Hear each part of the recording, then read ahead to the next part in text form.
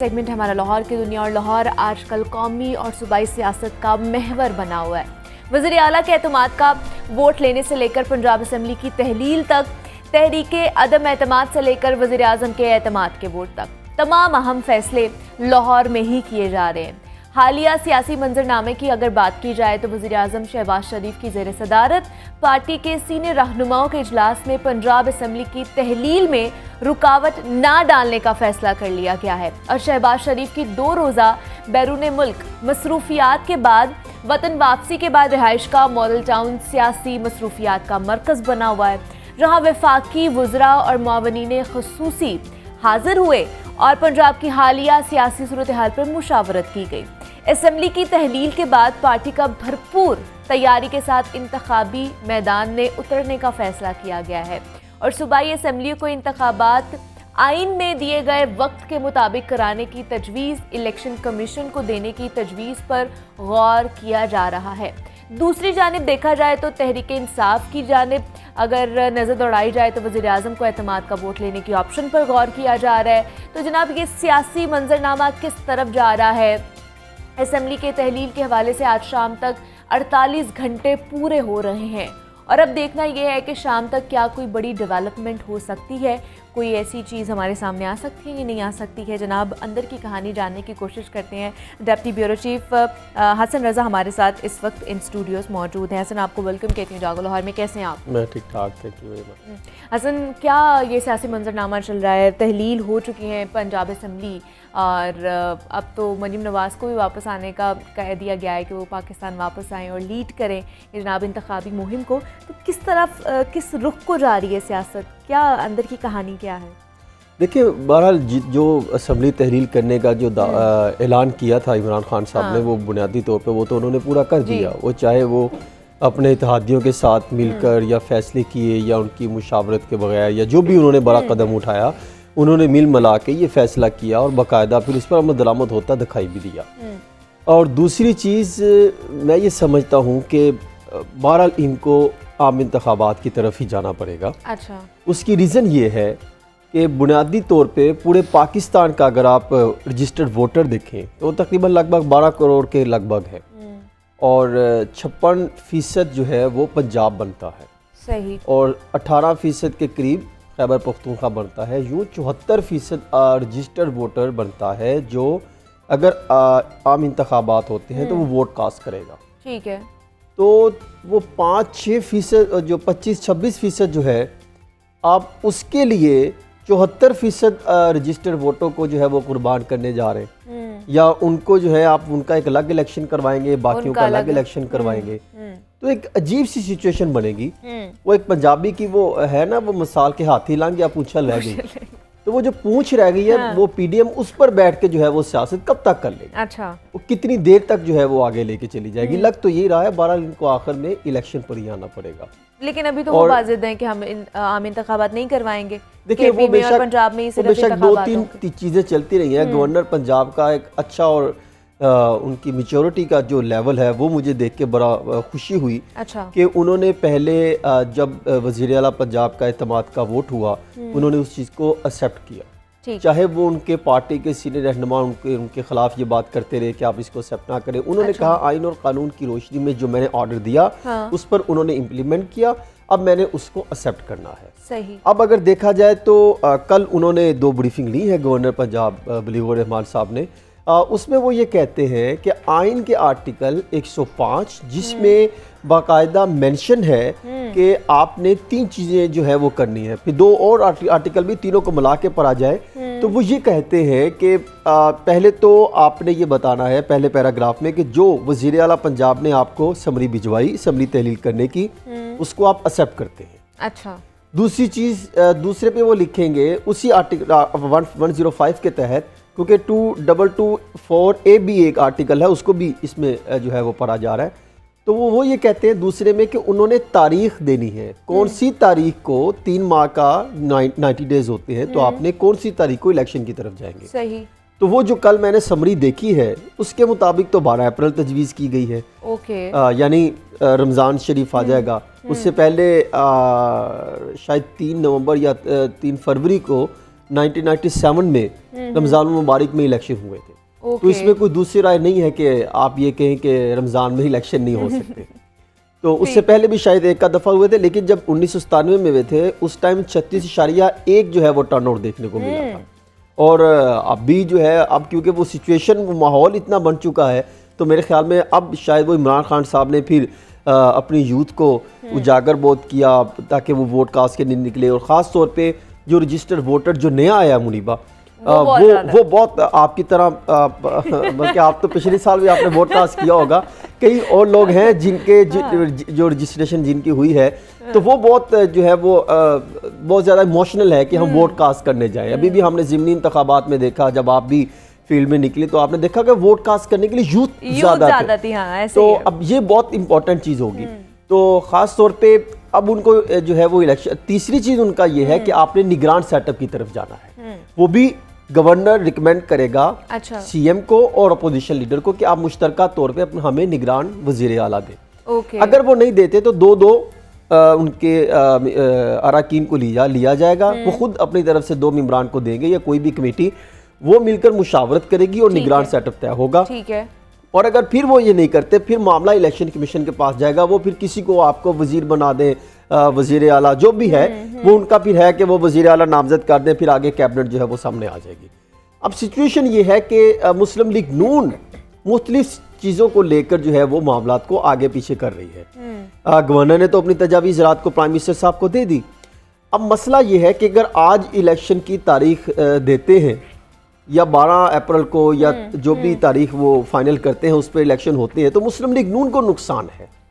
क्योंकि ये जो धचका पड़ा पंजाब असम्बली में, आप अंदाज़ा नहीं कर सकती कि मैं क्योंकि सारा दिन वहाँ पर असम्बली में रहा और सियासतदानों की आनियाँ जानियाँ देखता रहा, और हमें ये अंदाज़ा नहीं था ख़ास तौर पे उन लोगों को कि वो जो 8 अफराद थे जो ये कहा जा रहा था, फिर उसमें चीना ग्रुप के 4 शामिल करें तो वो तकरीबन 12 के करीब बनते हैं। उनको ये कहा गया था कि वो किसी भी सूरत उनके साथ नहीं जाएंगे। और ये दावा किया जा रहा था मुस्लिम लीग नून की तरफ से। 4 मेंबरान असम्बली, राना सनाउल्लाह साहब, वो तो ये कह रहे थे कि मैं जाऊंगा ही नहीं पंजाब हुकूमत लिए बगैर, वो तो इतने कॉन्फिडेंस है।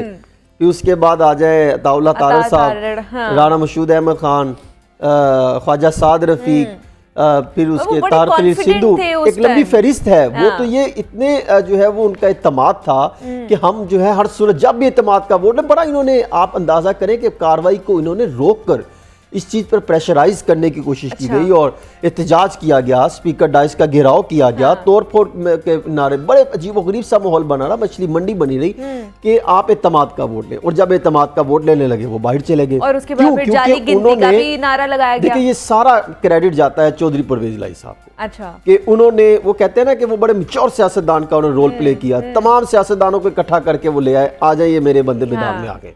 हमने खुद देखा उस दिन, ये रियलिटी है। ओपन वोटिंग हो रही थी वहाँ पे। अच्छा। अब उनको एतराज था कि ये गलत हुआ है। अच्छा। अगर गलत हुआ तो मैं गैलरी में खुद मेंबरान असम्बली को गिना, 186 मौजूद थे। अच्छा। अगर उनको एतराज था तो आपने एक आइज होता है, एक नोज होता है। हाँ। आइज से जब निकल रहे थे तो आप 4 बंदे वहाँ पे गिन लेते। हाँ। कि आप गिन लेते कि भाई आप मेंबर हैं, आप मेंबर नहीं है, आप यहाँ पे क्या करने आ रहे हैं। वो उन्होंने क्यों नहीं किया। आप बजाय वो अपने काम पूरा करने के, आप वो सियासी कार्ड लेके आप बाहर चले गए, आप मीडिया टॉक करने लग गए, सीढ़ियों पर बैठ के एहतजाज किया, दरवाजे तोड़े आपने पंजाब असम्बली के। ये आप तो इन कामों पे लग गए। आपको पता है उस दिन दरवाजा तोड़ा गया है जो बंद किए गए थे। अच्छा। क्योंकि इस दौरानिये में दरवाजे बंद कर दिए कि बाहर से अंदर कोई ना आए, बाहर अंदर कोई ना आए। मुस्लिम लीग नून के लोगों ने किया। नहीं, ये तो असम्बली ने करना था ना, लेकिन मुस्लिम लीग नून ने दरवाजे तोड़कर बाहर निकले। हाँ जी, उसकी वीडियो मौजूद है, चल रही है, जबरदस्ती किस तरह वो किया गया। फिर उसके बाद आप आ जाइए कि जब फिर तीसरा कैमरे भी वहाँ पे लगे। अगर आपको मसला था तो आप अगले दिन अदालत चले जाते, आप अदालत भी नहीं गए। हाँ, दरअसल अब इनको मसला क्या पेश आया, हो सकता है कि आंदा इलेक्शन में जब नवाज शरीफ साहब यहाँ पर आए, मरियम नवाज साहबा यहाँ पर आए, हमजा शहबाज शरीफ यहाँ पर हों, शहबाज शरीफ प्रॉपर यहाँ पे काम करें और रोल प्ले करें। और फिर उसके साथ साथ एक और जो सुनने में आ रहा है कि एक धरा बनने जा रहा है। अच्छा। जिसमें जनूबी पंजाब का, मुजफ्फरगढ़ का, मुल्तान, रहीम यार खान के कुछ लोग हैं, वो भी अगर ये पूरा, वो हमेशा जनूबी पंजाब महाज जो है वो इलेक्शन से पहले मुनीबा, ये ना कोई ग्रुप होता है 25 का। ठीक है। जब भी इलेक्शन आते हैं, अगर आप देखें 2008 में भी एक ग्रुप बना था, उनको इस्तेमाल किया गया, फिर कहीं चला गया, फिर 2013 में भी एक बना जो मुस्लिम लीग नून के साथ चला गया, फिर 2018 में बना जनूबी पंजाब महाज खुसरो बख्तियार कंपनी, उन्होंने 22-23 लोगों ने प्रेस कॉन्फ्रेंस की थी। ये हमेशा इलेक्शन से पहले ग्रुप बनता है और उस पर काम शुरू हो चुका है। तो अब ये सिचुएशन देखने को मिल रही है कि अगर आप वो आके काम करें, मेहनत करें, तो फिर जाके किसी हद तक जो है वो किसी हद तक कामयाबी हासिल कर सकते हैं। लेकिन फिर इसके बावजूद भी आप इमरान खान की पॉपुलैरिटी का ग्राफ नीचे नहीं ला सकते, क्योंकि जनूबी पंजाब में देहात तक जो है उनका वोट जा चुका है। मैं खुद उसमें सर्वेस किए, मैंने मैंने उन लोगों को देखा है, लोगों से मिला हूँ। फिर सबसे बड़ी चीज़ हेल्थ कार्ड उनका बहुत ज़्यादा चलता दिखाई दिया। फिर दूसरी चीज़ कि जो उन्होंने लंगर खाने खोले थे, आज आपको कोई लंगर खाने देखने को मिल रहे, सारे बंद हो चुके। वो लंगर खाने अगर चल रहे होते तो आज जो रोटी के जिनको लाले पड़े हुए गरीबों को, वो बेचारे कम से कम लंगर खाने से खा लेते। लेकिन इन्होंने सब ने जो है वो लंगर खाने बंद कर दिए, वफाकी हुकूमत ने, कि कोई लंगर खाना नहीं खुलेगा। अच्छा था गरीब को रोटी मिल जाती, लेकिन जो 25 रुपए तक रोटी पहुंच चुकी है, वो 35 रुपए के करीब नान पहुंच चुका है, तो गरीब की पहुंच से रोटी भी बहुत दूर होती चली जा रही। कहाँ पे वो 100-150 रुपए कमाएगा? ये इस तरह के चैलेंजेस मुस्लिम लीग नून को है। तो अब कल ये फैसला किया कि उनको वापस आना चाहिए, रवा माही वापस आने का इम्कानात हैं। मरियम नवाज शरीफ साहिबा का भी और नवाज शरीफ साहब का भी, हमजा साहब का भी, तीनों का इसी माह पाकिस्तान वापस आने के इम्कानात हैं। तो अब उन्होंने अपनी कानूनी टीम को जो है ये हिदायत दे दी है कि वो इस पर काम करें और जो अदालतें हैं अदालत में जाएं, उनसे रिलीफ लेने की कोशिश करें। कोई पीडीएम खोलेंगे, उनको कोई पीडीएफ कोई चीज़ मिल जाए तो वहाँ से उसको हवाला दे के जाए, अदालत में रिलीफ लें। जब क्योंकि लेकिन अगर ये वापस आते हैं तो नवाज शरीफ साहब के ऊपर जो केसेस हैं उनका क्या बनेगा? मतलब वो पहले उसको फेस करेंगे, फिर उसके बाद कोई नया इकदाम उठाएंगे? पाकिस्तानी हुकूमत क्या करेगी फिर? देखिए, पाकिस्तानी हुकूमत साहब से उनके भाई जो है वो वज़ीर आज़म है और फिर पूरी कैबिनेट उनकी बैठी है। यही चीज़ हम सवाल कर रहे हैं कई महीनों से कि अगर उनको कोई इतना मसले हैं तो फिर किस चीज़ का इंतज़ार है। तो मेरे ख्याल में उन्होंने ये तय कर लिया है। अच्छा। अब होगा ये कि वो जब आएंगे, आने से कबल उनको किसी हद तक जो है वो अदालत रिलीफ पहुंचा दिया, और जब रिलीफ मिलेगा तो फिर जो है वो पाकिस्तान में आके खुलकर जो है वो अपनी सियासत कर सकेंगे, तोड़ फोड़ करेंगे, जनूबी पंजाब में काम करेंगे, सेंट्रल पंजाब में काम करेंगे, नाराज अराकीन को मनाया जाएगा। नहीं मतलब अदालत इतना उन्हें रिलीफ दे देगी कि वो पूरी एक कैंपेन रन कर सकते हैं अपनी पार्टी की? देखिए, वो कुछ करे ना करे, लेकिन पहले भी तो वही कर रहे हैं ना। पहले भी टिकट किसके कहने पे दी जा रही है, पहले भी वजारत किस कहने पे दी जा रही है। लेकिन एक चीज मुनीबा जो बीच में पंडोरा बॉक्स खुलेगा, एक चीज जो पंडोरा बॉक्स खुलेगा जो मुझे अभी भी नजर आ रहा है, नवाज शरीफ मरियम नवाज ग्रुप यहाँ पर अलग है, शहबाज शरीफ का ग्रुप अलग है, और मरियम नवाज साहिबा को चीफ ऑर्गेनाइजर बनाने के बाद पार्टी के अंदर मजीद इख्तिलाफात बढ़ गए। ख्वाजा आसफ साहब, जावेद लतीफ, शाहिद खकान अब्बासी, ख्वाजा साद रफ़ीक, ये 4-5 जो बड़े बड़े मेन मरकजी इनकी क़यादत है, आप इनको नज़रअंदाज करके, वो कहते हैं आपने मरियम नवाज साहिबा को चीफ ऑर्गेनाइजर बना दिया। अच्छा। कि वो इस पार्टी की तंजीम साजी करेंगी, वो पार्टी को आगे लेके चलेंगी। इस पर उनको किसी ना किसी जगह उन्होंने तहफ़्फ़ुज़ात का इजहार तो ज़रूर किया है, ठीक है, और वो करते भी रहते हैं दबे अल्फाजों में, कहीं पर खुल के भी करते हैं। ख्वाजा आसफ साहब ने तो वो ख्वाजा साद रफ़ीक साहब ने सोमवार की जो मीटिंग हुई थी, मुश्तरका पार्लिमानी कमेटी की इजलास थी, तो उसमें तो उन्होंने ये भी बात कही है कि इमरान खान बहुत अच्छी सियासत कर रहा है, हम उस तर्ज की सियासत नहीं कर रहे जिसकी वजह से हमें नुकसान हो रहा है। अच्छा। उसी में जो है सर मुर्तज़ा साहब भी मौजूद थे। उन्होंने कहा कि अगर उनके, क्योंकि वो पंजाबी ज़्यादा बोलते हैं, तो उन्होंने कहा जैसी कामना किया तो इमरान खान सानू लै दे जाएगा। यानी उनको वो एक बात तो तस्लीम करते हैं कि हमसे बेहतर काम वो कर रहे हैं। और फिर वो जो सरप्राइज के एक्सपर्ट है इमरान खान साहब, वो पंजाब की सियासत का अचानक रुख मोड़ देते हैं, वो पलड़ा तब्दील कर देते हैं। अब वो किस जो है वो रुख जा सकते हैं। अलबत्ता ये कहा जा सकता है कि इनको हर पहलू में इलेक्शन तो कराने हैं। वो अलग बात है कि आप इकोनॉमी पे काम कर रहे थे, आपको कुछ पैसे आ गए, कहीं पर आप जा रहे हैं मुत्तहिदा अरब अमारात वाली साइड पे, और वहाँ पे आप कह रहे हैं कि हमें कोई 2 अरब रुपए जो है वो रोल ओवर कर दें, 2 अरब रुपए आपके पास आ जाएं, और फिर उसके बाद हम ये कह रहे हैं कि मज़ीद हमें 2 अरब रुपए कर्ज मिल जाए, फिर हमने कुछ 8-9 अरब रुपए प्लेज करवा दिए।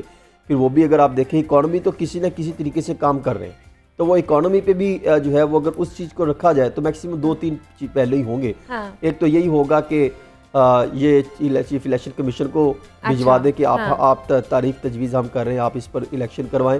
दूसरा फिर ये होगा कि इनको अदालत में जाना पड़ेगा। जब वो अदालत में जाएंगे तो वो कोई ना कोई इशू बनाएंगे, लेकिन यहाँ पे कई चैलेंजेस इमरान खान साहब को भी आएंगे। अच्छा, वो ये कि एक तरफ तो ये दावे करते हैं कि चीफ इलेक्शन कमीशन के साथ हम बैठने को तैयार नहीं है, दूसरी तरफ वही जब इलेक्शन कराएंगे तो वो क्या होगा। फिर इसी तरह जब वो निगरान वज़ीर आला अगर वो तैनात करते हैं तो फिर उन पर भी इनको तहफ़्फ़ुज़ात होंगे। अलबत्ता दोनों तरफ से एक चीज़ मुश्तरका है, दोनों जो हैं वो जो निगरान वज़ीर आला के लिए 3 नाम सोच रहे हैं और वो तीनों मुश्तरका फील्ड से ताल्लुक़ रखते हैं। अच्छा, एक वो रिटायर्ड जज है, ओके, एक रिटायर्ड ब्यूरोक्रेट है, ओके, और एक सहाफ़ी। ये सही। तीनों जो है वो सीनियर तजज़ियाकार यानी एक्सपर्ट है। वो खान साहब की मीटिंग में भी कल 3 जो है वो पेशों से ताल्लुक़ रखने वाले नाम ज़ेरे गोल लाए गए और दूसरी तरफ भी 3 पेशों से ताल्लुक़ रखने वाले नाम जो है वो ज़ेरे गोल लाए जा रहे हैं। अब देखते हैं क्या ऑन एयर बता सकते हैं हम? देखिए मुनासिब नहीं होगा क्योंकि कुछ तो शायद वो हमारे से भी कुछ एक का ताल्लुक रखते होंगे। अच्छा।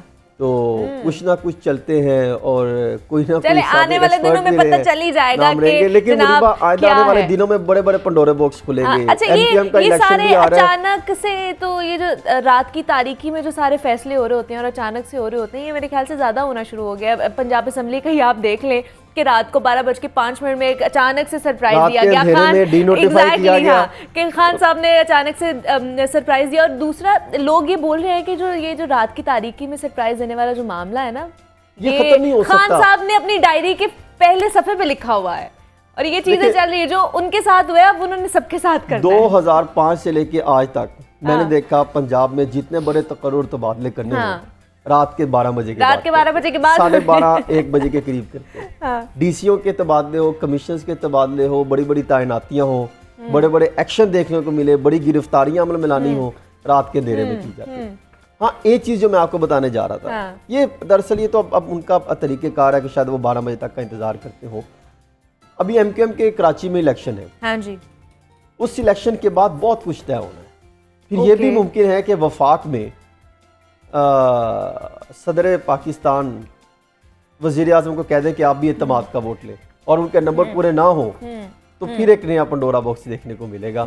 वहां पर भी इमरान खान साहब की एक सरप्राइज तैयार बैठा है, तो वो भी सरप्राइज देंगे। तो आप ये देखें कि इमरान खान साहब सरप्राइज पर सरप्राइज देते चले जाएंगे और यहाँ पर जो है इनके लिए एक और माहौल बनता है। आखिरकार इनको इलेक्शन की तरफ ही जाना पड़ेगा, अदरवाइज और कोई माहौल नहीं। इलेक्शन की जिस तरह बात कर रहे हैं, लेकिन कुछ दिन पहले हमने देखा कि जनूबी पंजाब के जो जाफर लगारी साहब हैं, इन्हें 193 के वो भी वफात पा गए। तो अब खान साहब कह रहे हैं मैं वहां से भी इलेक्शन लड़ूंगा।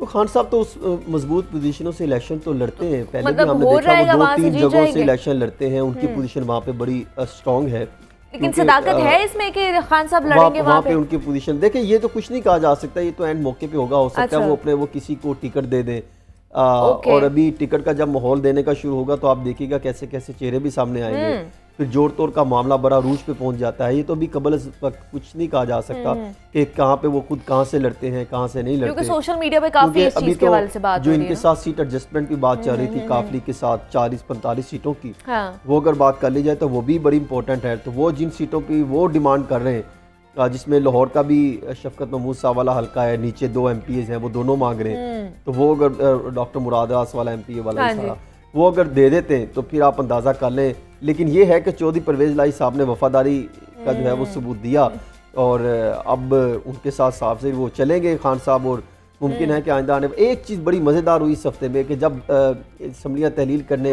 के हवाले से बातचीत चल रही थी तो अंदर 90% लोग वो बैठे थे जो वज़ीर आला के उम्मीदवार थे। और 90% वज़ीर आला के उम्मीदवारों से मशवरा किया जा रहा था और वज़ीर आला साहब उसमें नहीं थे। सही, ठीक है, बड़ी इंटरेस्टिंग खबर थी। अच्छा, आज 11 से 12 बजे तक आपको पता है रात के 48 घंटे पूरे हो जाएंगे। रात को 10 बजे के करीब मेरे ख्याल वो कर देंगे। अच्छा, तो क्या होने वाला है? कोई नई डेवलपमेंट सामने आएगी या वो असम्बली भेज देंगे? आइन से बाला तर तो नहीं हुआ जा सकता। अच्छा, और जो गवर्नर साहब हैं वो क्योंकि बाहर से पढ़े हुए, लंदन से जो है वो ग्रेजुएट है, बहुत कॉम्पिटेंट बंदे, तो वो भी ये समझते हैं कि जो आइन और कानून की रोशनी में जो बनता है उसके मुताबिक किया जाए और वो ये लेकिन करेंगे। अगर उनकी पार्टी और नहीं वो मानेगी करेंगे। तो देखिए मैक्सिमम पार्टी ये कर सकती है कि तारीख के हवाले से अच्छा वो इलेक्शन कमीशन को कह सकते हैं सही या निगरान सेटअप के हवाले से या इस तरह का कुछ है, लेकिन उनको आइन के आर्टिकल 224A और 105 के तहत हर सूरत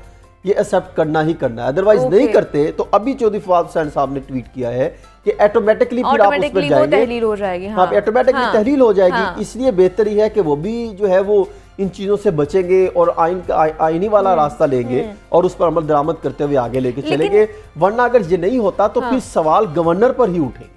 तो बेहतर होगा कि गवर्नर साहब ने पहले भी जैसे पहले अच्छे तरीके से एक्सेप्ट देखिए उन्होंने अभी एक्सेप्ट किया कि जब वजीर आला पंजाब का उन्होंने इत्तेमाद का वोट लिया, इस चीज को उन्होंने तस्लीम किया कि ये बिल्कुल दुरुस्त है, हम इस चीज को मानते हैं, हम इसको आगे लेके चलते हैं। इसी तरह वहां पर भी ये सिचुएशन देखने को मिलेगी। चलिए देखते हैं जनाब के रात को क्या बनता है। ड्राफ्ट तो तैयार कर लिया मुनीबा, मैं खुद पढ़ के आया हूँ सारा। सही। वो ड्राफ्ट तो मैंने मेरे पास मौजूद है, लेकिन वो शायद मैं नहीं जो सामने ला सकता, लेकिन उन्होंने वो ड्राफ्ट तजवीज़ करके बगैर साइन के वो शहबाज शरीफ साहब के सामने उन्होंने पेश कर दी। अब वो मुशावरत से वो इसको आगे शाम तक पता चल जाएगा कि जनाब क्या सूरत हाल बनने वाली है, फिर उसके हिसाब से ही आगे जो सियासी मंजरनामा है वो देखा जाएगा। हमारे साथ Hasan Raza deputy bureau chief मौजूद है। हसन, बहुत शुक्रिया आपके वक्त का कि आप यहाँ पर आए और डिटेल में जनाब पॉलिटिकल सिनेरियो के हवाले से हमने बात की।